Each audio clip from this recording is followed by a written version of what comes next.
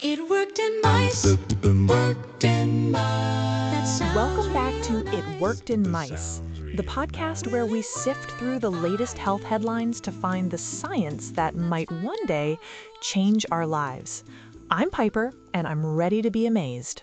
And I'm Alex. I'm ready for my daily dose of breakthroughs that are perpetually 10 years away. What have you got for me today, Piper? Promise me it's not another study about jogging snails?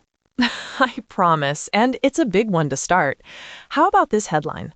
A bold new plan could finally cure type 1 diabetes. Oh, they're using the C word. Bold indeed. Every year there's a new cure for diabetes. It's usually some exotic berry extract that only works if you're a lab mouse with a very specific genetic makeup. This is different, Alex. It's not a berry. It's a really clever two-part therapy.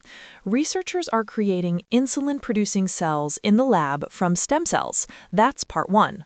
Okay, cell transplants. We've heard of that. The problem is always the body's own immune system attacking the new cells, right? That's why transplant patients have to take those intense immunosuppressant drugs forever. Exactly, and that's what makes part two so brilliant. They are also engineering special immune cells, called Tregs, to act as bodyguards for the new insulin cells. They program these bodyguard cells to specifically protect the transplants without shutting down the person's entire immune system. Bodyguard cells. So we're talking about hiring tiny bouncers for your pancreas? I like the analogy, but it still sounds like something out of a sci-fi movie. How far along are they? Is my diabetic neighbor getting pancreatic bouncers next year? Well, they've received $1 million in funding from a group called Breakthrough T1D, so it's being taken very seriously. The goal is to create a ready-to-use treatment that could work for people who've had the disease for years. No more constant monitoring, no more insulin injections. Imagine that. I am imagining it. I'm also imagining a very, very long road of clinical trials. It's an incredible idea, don't get me wrong, an elegant solution, but the word cure just makes my cynical eyebrow twitch. Let's call it a profoundly promising concept, and I'll relax. Fine. A profoundly promising concept that could change millions of lives. I'll take it. But let's move from a story of hope to one that's a bit more complicated.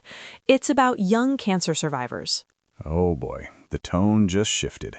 This isn't going to be fun, is it? It's important, though. A new study found that surviving cancer at a young age might come at a cost: faster aging. Researchers saw that survivors often show signs of being biologically older than their chronological age. That's a cruel twist. You beat one of the worst diseases imaginable, and your reward is your body fast-forwarding through time. What does that even mean, biologically older? It means things on a cellular level are aging more quickly, and it seems to have real-world effects, especially on the brain.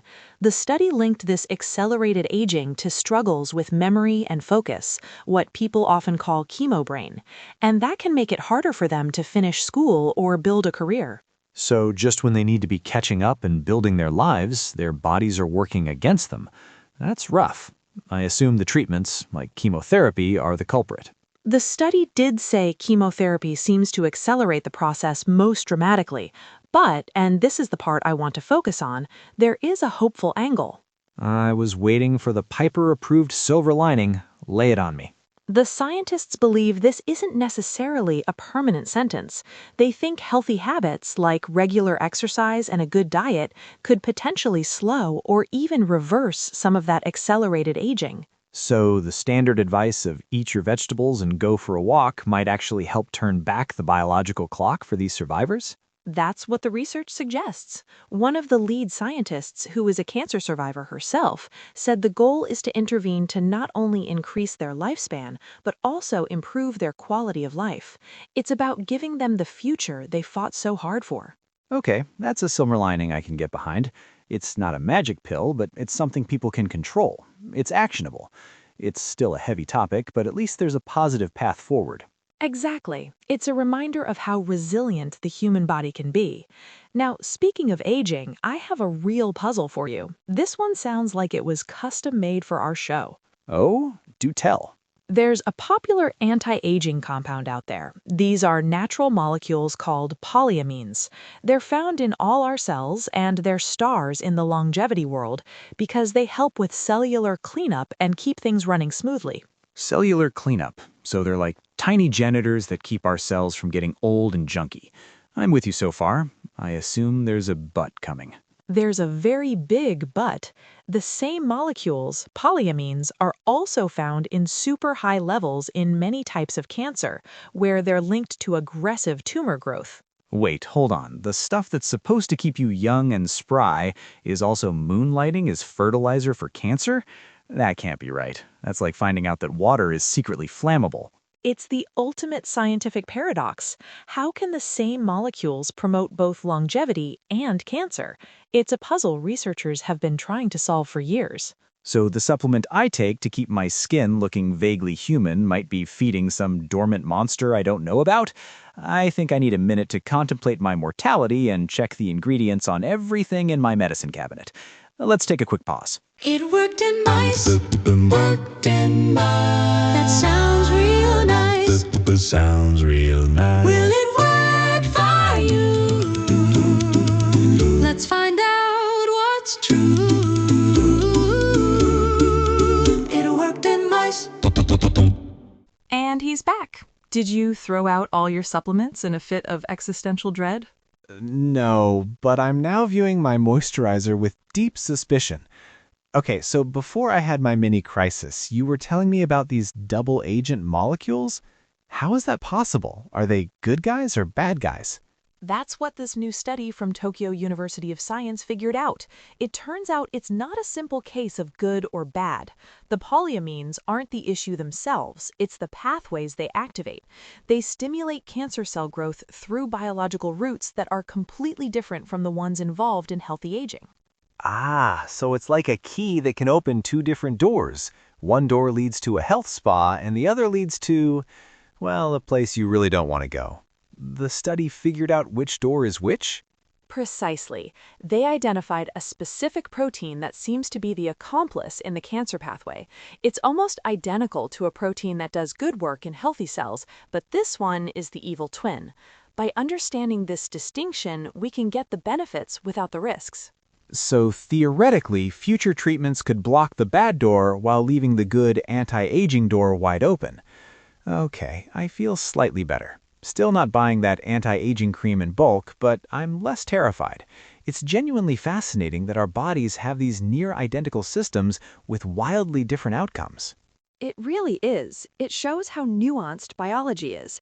And speaking of things that have long-term effects, our last story is for anyone who ever ate, well, anyone who was ever a kid.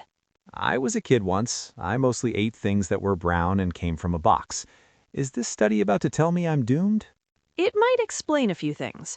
Researchers found a link between eating an unhealthy diet early in life and lifelong brain health. Specifically, consuming high-fat, high-sugar foods during childhood seems to cause lasting changes in the part of the brain that regulates eating. Ah, so it's like a key that can open two different doors.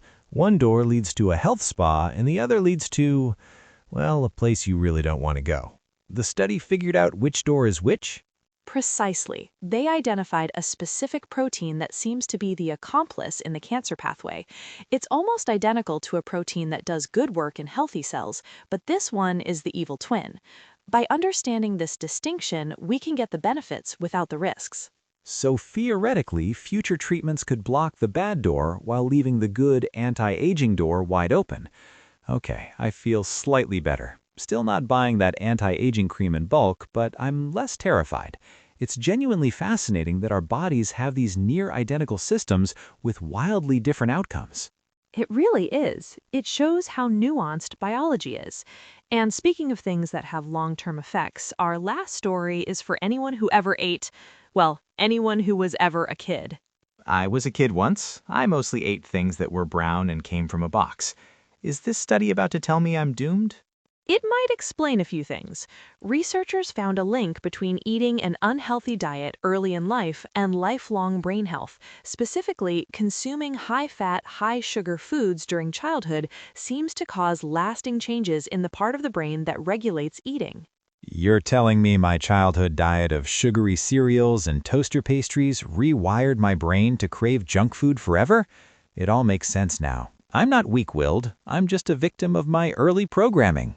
That's one way to look at it.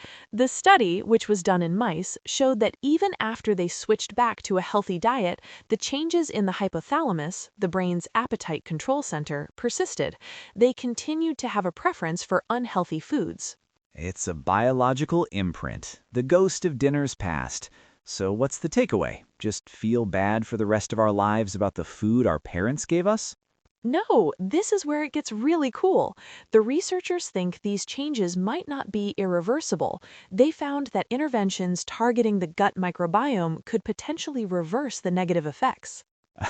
Laughing sarcastically, the gut microbiome to the rescue again. It's the superhero of modern medicine. So what did they do? Give the mice some yogurt? Close. They used specific probiotics, a strain called Bifidobacterium mongum, and prebiotics, and they found that these treatments helped reduce some of the long-term effects. It suggests a direct link between gut health, our early diet, and how our brain works decades later. So we might be able to heal our brains through our guts. It's a promising direction. So you're saying there's hope for those of us who grew up thinking the 4 food groups were sugar, salt, fat, and artificial coloring. There's always hope, Alex. The lead researcher said it perfectly. You can't change the past, but you can change the trajectory. It's never too late to start supporting your gut and, by extension, your brain. All right, so today we've learned about bodyguard cells for the pancreas, the two-faced nature of anti-aging molecules, and that my childhood diet has a lot to answer for. A typical Tuesday in the world of science.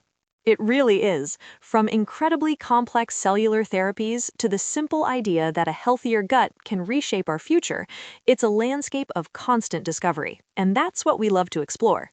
Just remember, everyone, as exciting as it is, this is all based on new research. We are not doctors, so please don't start prescribing yourself pancreatic bodyguards or gut bacteria based on our chat. An excellent point, Alex. Talk to a real health professional for any advice. Join us next time on It Worked in Mice, where we'll see what else science has cooked up in the lab. Sounds real nice. Will it work for you? Let's find out what's true.